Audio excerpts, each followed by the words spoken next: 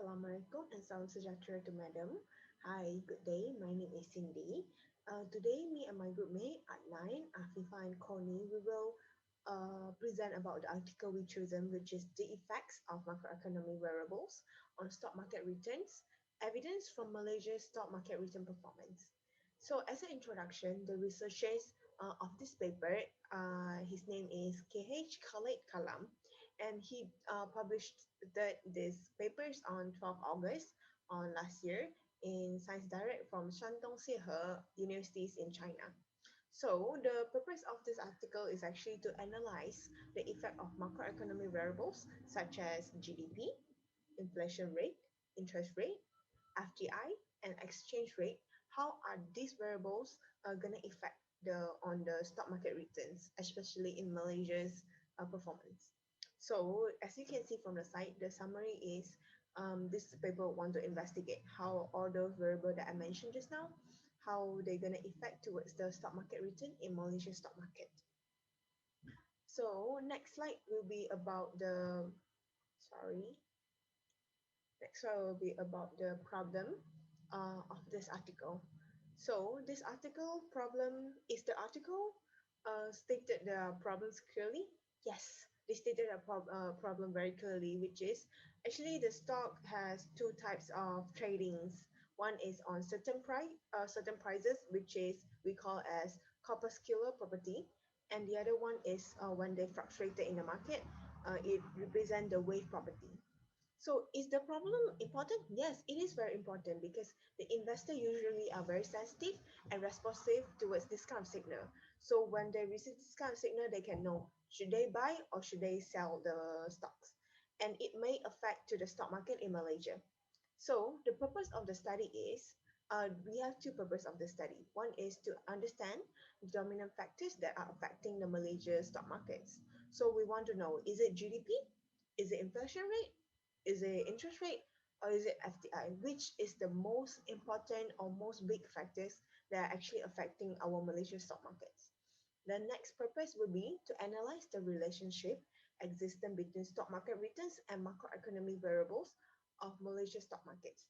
This means we actually, the paper want to know, is the relationship positive, like they will move in the same direction, or is the correlation negative, or is there no correlation at all?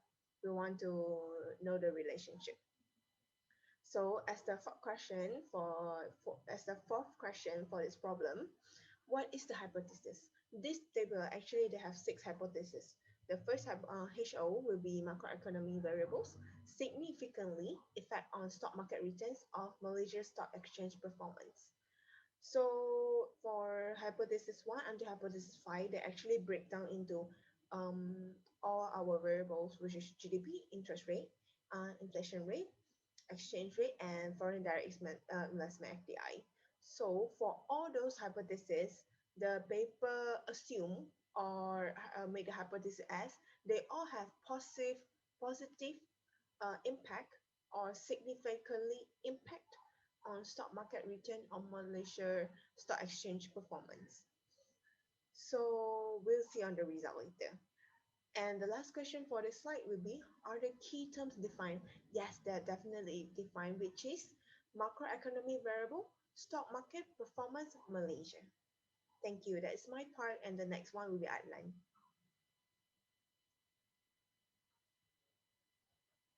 Assalamualaikum warahmatullahi wabarakatuh. My name is Mohamad Adlan bin Kassim, and today I'll be explaining and presenting about the literature review for our selected research paper that we're presenting today. Now, when it comes to the literature review, there's 4 main questions that we would like to ask, and it's here on the PowerPoint. I hope everyone can see it.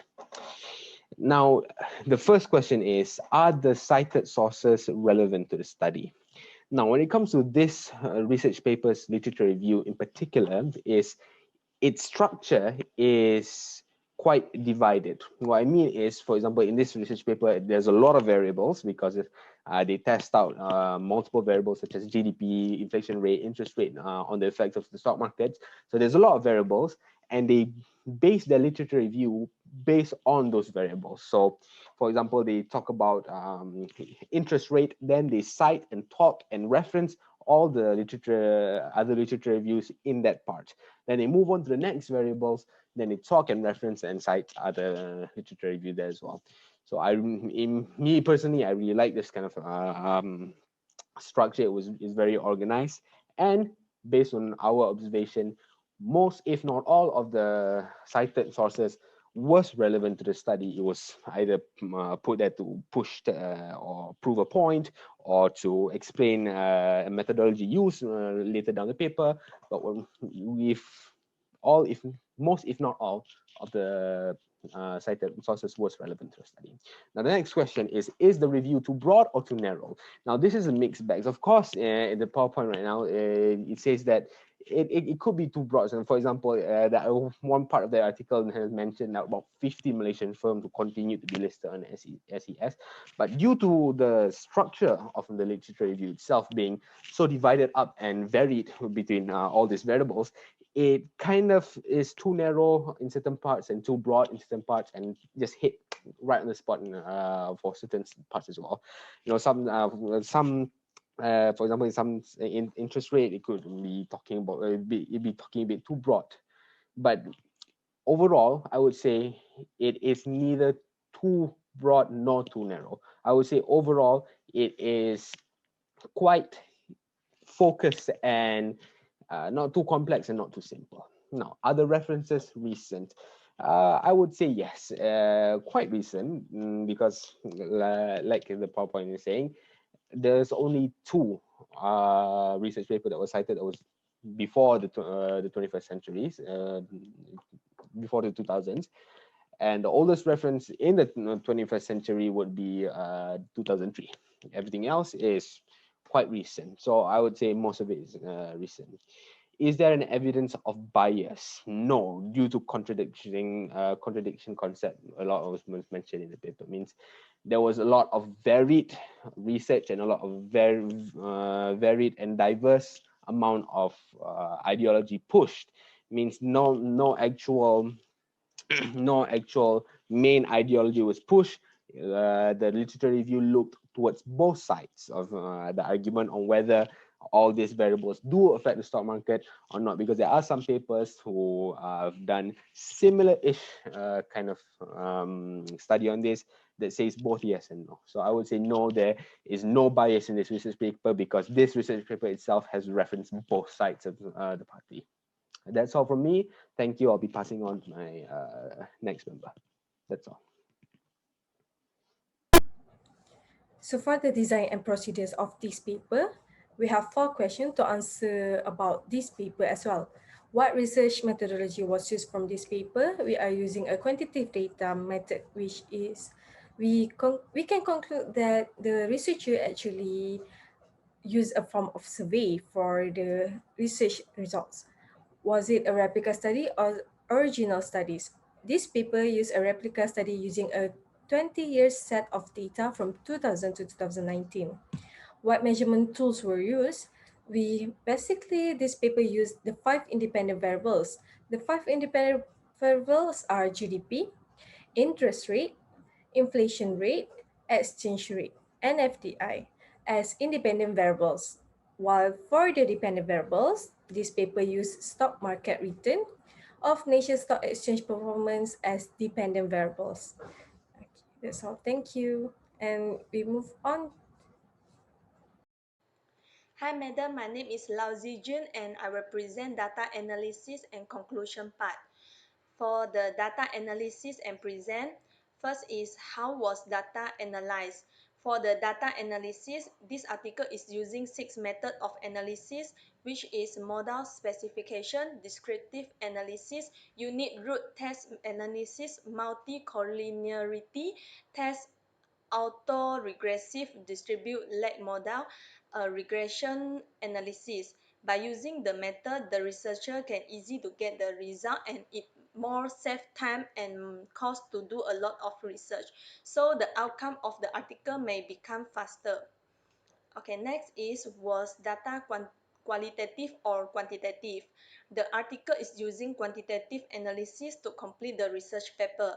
It is used to quantify attitude, opinion, behavior, and other defined variables to generalize results from a large sample population. Quantitative research used to measurable data to formulate facts and uncover patterns in research. Did findings support the hypothesis and purpose? Yes, it has support the relationship between variables by using six-method analysis. From the article, we can see that the researcher used the six method to calculate the relationship of independent variable. Each method can come up different finding and it can apply some theory to analyze both of the short run and long run relationship between stock market return and macroeconomic variable of Malaysia's stock market. The statistical method used to estimate the hypothesis relationship between a dependent variable and one or more independent variable.